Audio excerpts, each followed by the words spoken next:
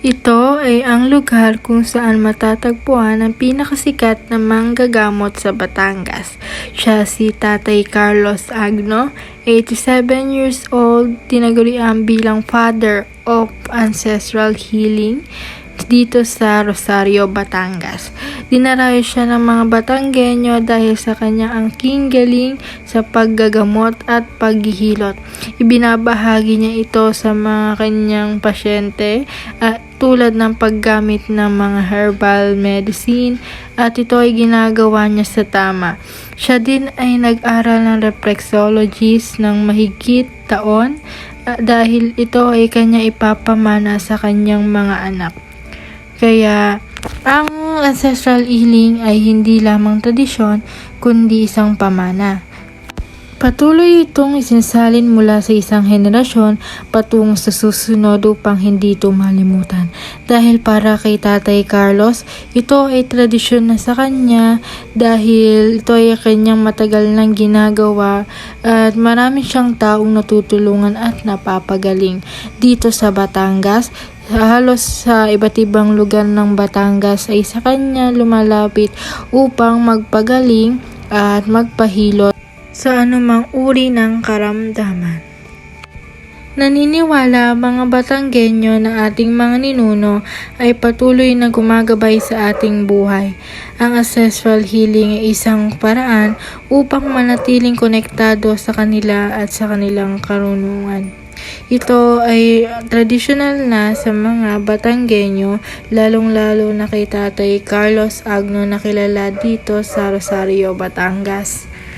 Hindi lamang ito tungkol sa pangkaraniwang paggaling at paghihilot, ito ay isang pagkakakilanlan ng mga Batanggenyo dito sa Batangas, tulad ni Tatay Carlos, dahil ito ay matagal na sa kanilang industriya at ito ay isa sa kanilang tradisyonal na ginagawa.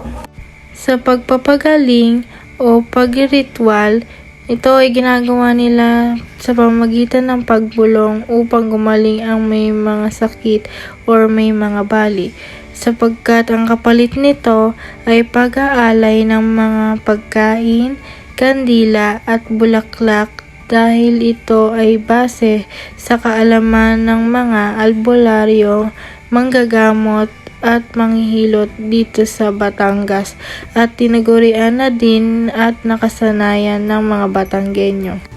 Ganito ang ginagawa ni Tatay kapag ang pasyente ay may bali o nagpapagaling.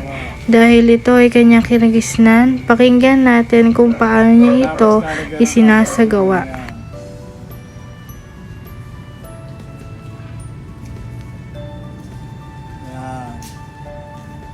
Ang layunin niyan para hindi gumalaw ang buto, para magkape. Pagka ganito yung major fracture, sa doktor yan, 6 na buwan. Ganito ginagawa ni Tatay Carlos ang kanyang paghihilot sa pasyente. Ito ay mabisa at talagang gumagaling at bumabalik sa dati.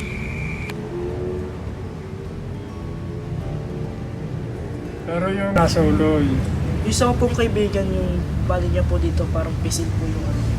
no, yun na napipisil mo mataas, yun ay suloy na buto, mataas kaysa normal na buto.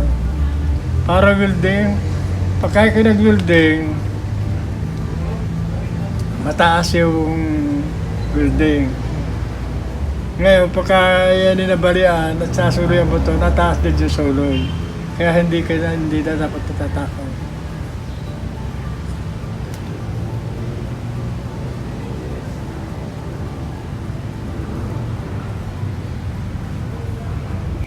Dito ay pinapaliwanag ni Tatay Carlos Agno kung paano siya naging manghihilot at manggagamot dito sa Rosario, Batangas at kung paano siya nakilala ng mga Batanggenyo at kung paano dumarami ang kanyang mga pasyente dahil dito tinagawa niyang kanyang makakaya. Yan ang dahilan kung bakit ako natuto. Dahil sa aking karanasan, dekadas 30 pa ito na maranasan ko. nung magsimula ako. Hanggang ngayon patuloy. Sa araw ng aking pagbisita, may dumating na pasyente na takdang magpagamot at magpahilot sa kanya. Dito, nakita ko kung paano yung tamang paraan ng paghilot o paggamot niya sa kanyang mga pasyente. Panoorin kung paano ang mga proseso na kanyang ginagawa. Kaya si Tatay Carlos ay tinaguri ang ancestral healing ng Batangas dahil sa kanyang angking galing sa paggamot at paghilot. Kaya nga lamang, kahit magaling na yan, masakit pa siya. Masakit, ladaan na po ng sakit. Ay lalo na ngayon malamig Malamig po. Opo. At saka po, nako. naatake po ang kanyang myoma din. Ang magagawa kong advice sa iyo dyan, pagka gayong nasakit pa niya kahit ang galing na, at compress. Ah, Yung may sa Mainit na yung tubig. compress na Opo, opo. Nasa... Korean electric, tapos siya mo ilalagay. Eh, dapat napilipit na naman ito. Sumala ito ulit. Sumalaho ulit. Baka ini dahil sa yung pagbababa mo ng kama. Makikita natin kung gaano kasakit magpahilot kay Tatay Carlos. Dahil nga ito ay mabisang paraan at ito ay mababalik sa dati. Siya ay marami nang napapagaling kaya ganyan ang kanyang paraan upang matulungan ang mga may sakit. Sinay na sinilas.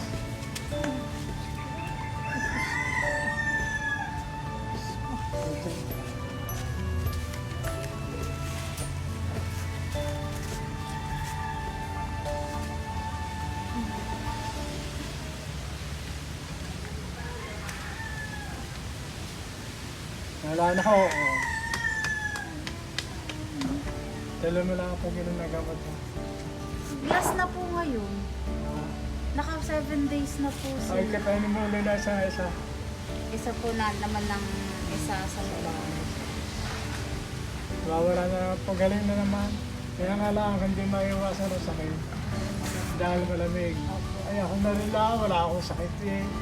Nakakaramdam ako ng sakit eh. Dahil pagkamalamig. Nila, talang na lahat. Pagaling na naman din eh. Ang magaling na inay ha.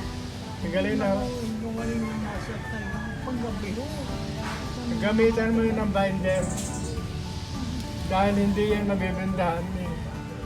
Hindi nga, mahirap nga ako. Hindi ko alam kung paano iikot sa kanya ang anday. Ang binder sa labas na lang ilalagay. Dahil ang kanya pong may singit, nagkakarashes na rin dahil po sa diaper. Ay hindi naman makakasama yun eh. Dahil sa labas na ilalagay eh. Hindi naman sa loob. Sa labas ng damit na ilalagay yun. Pagka sa labas yun. Binder, yun nga ang blue. Yung blue, yung binder. Ay bakit hindi mo doon naman nga doon. Meron naman sa akin. Yun ang gamitin mo yun eh. Ha? Paano kung paglalagay pa? Dito lang daw. Diyan sa labas, kalahati ng pita lalagyan. Sa balak. Ang kagabi nga ang sakit, kukuha ko dito ng mga sakit ko ang bakit masakit.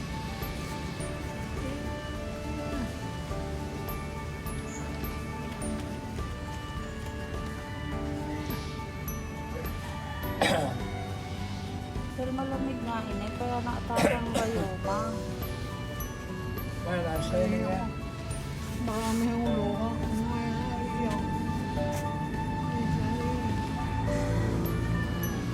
Ano pa yung tubig, hindi niya mahawakan ang baso. Dito, binigyan ako ni Tatay Carlos ng kaunting kaalaman tungkol sa paghihilot at kung ano yung pinagkaiba ng dislocate at fracture. Kaya marami ako natutunan sa kanya, lalong-lalo na siya ay pinakakilala bilang isang ancestral healing dito sa Batangas. So kung malaman mo na yung pag-health ng dislocate at saka fracture, magkaiba yun. Yung fracture, kailangan talaga merong cardboard. Yung dislocate, kailangan nakakasuporta para manatili doon sa dati kinalalagyan ang kanyang buto. Yun ang paraan ko. Dito, tinanong ko siya kung ano yung pinakamahirap na case na kanyang nahilot o nagamot. Pakinggan natin ang kanyang paliwanag at kung paano nasolusyonan ni Tatay Carlos ang mga ito. Napakarami. Bali ang hita, bali ang spinal, bali ang balikat, bali ang mga braso, bali ang bente, dislocate ang na-sprain. Napakaraming kaso na hindi ko na mabilang dahil di kadastig na pa ako mag-umpisa nito pag-iilot ito. Tinanong ko si Tatay Carlos kung masaya ba siyang nakakatulong sa kanyang mga pasyente dahil sa kanyang ginagawa. Di na pumupunta sa ospital at sa kanya na lang dumediretso dahil ito ay gumagaling agad at di na kailangang gumastos pa ng malaki para lang magpagaling ang isang bali. Aba, hindi natutuwa ako dahil sa halip na gumastos sila ng malaki, nakakameno sila ng gastos sila. Dahil dito, kung magkano lamang kami na gusto ko bigay, walang preso hinihingi. Samantala ko sa ospital yung dadalhin, napakalaki ang gastos nila. Pero tutuwa ako at marami akong tao na tutulungan. Dito na po nagtatapos ang aking panayam tungkol sa Ancestral Healing of Batangas na magtatagpuan dito sa Rosario.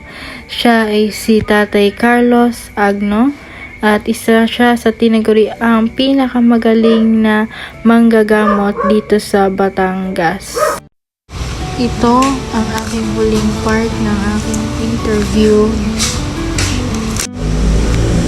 Panoorin kung paano isinasagawa ang paggagamot ni Tatay Carlos.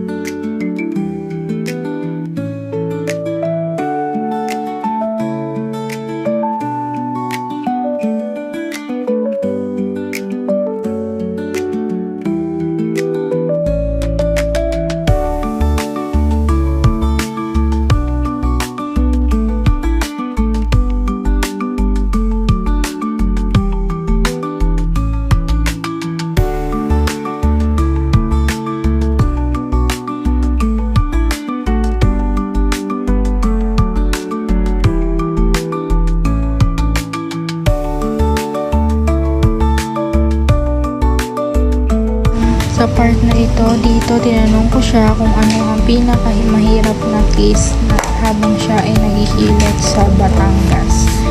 Kung paano niya ito nasolusyonan at paano niya binigyan ng payo ang kanyang pasyente.